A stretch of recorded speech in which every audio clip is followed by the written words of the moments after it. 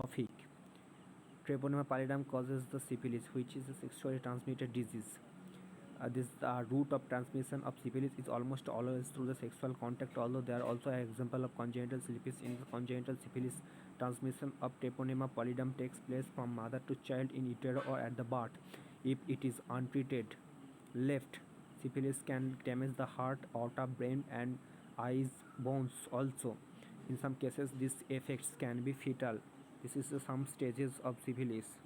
The primary syphilis. Primary syphilis is acquired by the direct sexual contact with the infectious lesions of a person with syphilis. As a skin's lesion appear at the point of contact, which is usually genitalia, and can be anywhere or at the body. It can be happened in the exposure of a body at the time of penis and the vaginal rectum. The lesion may persist for 4 to 6 weeks and usually heals thus spontaneously. Local lymph node swelling may be observed during the initial incubation period. Individuals are asymptomatic, hence the many patients do not take medicine for that. Now is the time for secondary syphilis. Secondary syphilis occurs approximately 1 to 3 months after the primary infection. Secondary lesions are produced due to the multiplication of spirochetes and their dissemination through blood. The various manifestations of the secondary disease are observed. A reddish pink non-itchy rash on the trunk and the extremities are characteristic features of the secondary syphilis. The rash can involve the palms of the hands and the soles of the feet. The rash becomes a whitish, flat and broad and the wart-like lesions on the in the moist area of the body, as like as vulva or scrotum. The type of the rash is unknown. This type of rash is known as the condyloma latum. The other symptoms common at the stage of include the sore throat, fever, headache, weight loss, and with the enlarged of lymph nodes. An acute meningitis may occur. The latent syphilis is a clinical condition in which a serological test may be positive, indicating the disease without signs and symptoms. And the latent syphilis is further described as either early or late without clinical evidence of disease. This distinction is important for the both therapy and the risk for transmission. The tertiary syphilis is the time. The tertiary syphilis usually occurs of 1 to 10 years after the initial infection. The stage is characterized by the formation of granuloma, which are soft tumor-like structure of inflammation. Now the other severe manifestations of tertiary syphilis include the neurosyphilis and the cardiovascular syphilis. Cardiovascular complications include syphilitic aortic and the aortic aneurysm. The number 5th is the neurosyphilis. In neurosyphilis, the central nervous system is affected.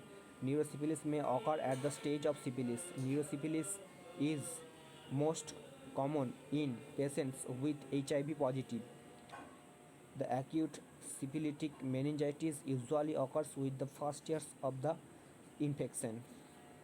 Clinical types of neurosyphilis. Number 1, the no symptoms of neurosyphilis. Number 2, meningovascular syphilis.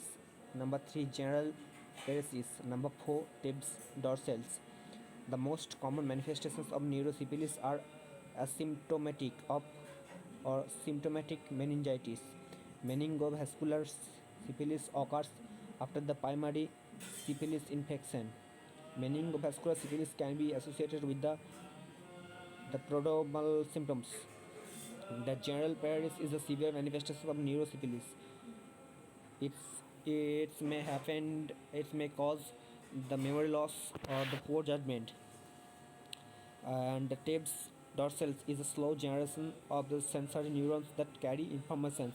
The symptoms is like weakness, diminished reflexes, loss of concentration, deafness, and the burning of pains. The laboratory diagnosis. Here we need the dark field microscope and the serological test. In the serological test, we know about the Weatherman test, VDRL test, RPR test. The VDRL test is the full form of VDRL. Is the venereal diseases reference laboratory, and the RPR test, the rapid plasma reagent test. Before we knowing about the three main tests, we are knowing about that leukocytosis happened and lymphocytosis. Leukocytosis, it means the increase of number of WBC in the blood. It's more than 11,000 per cubic millimeter of blood.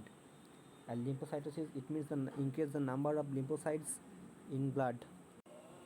The Weizmann test. The serum is inactivated at the temperature of 50 degrees centigrade and the half an hour time taken, and that it is incubated with the cardiolipin antigen, and then the and the CYP erythrocytes and the anti-CYP erythrocytes are mixed in a container. Then if hemolysis occurs, it means complement was not used, no antibody antigen reaction occurs. If you know about the complement, in the medical term complement, it is mean a complement is a blood test that measures the activity of certain proteins in the required portion of blood. Okay, now the next point, if no hemolysis occurs, the complement was used. It means the proteins were used. There was antigen antibody reaction occurs, so the test is positive. The patient is in syphilis. VDRL test, venereal diseases reference laboratory test. 0.05 ml of serum inactivated, then it is heated at a high temperature, and then it was also cooled, and then the 1 drop of cardiolipin is added to a container of serum.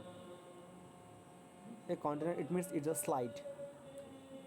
Then if coagulation occurs, so antibody is present, and if no coagulation occurs, so absence of antibody. The drawbacks of this test, it means the VDRL test we need a microscope. The result cannot be visible in a naked eye. We need we need a fresh antigen, and there was a serum also needed, no plasma.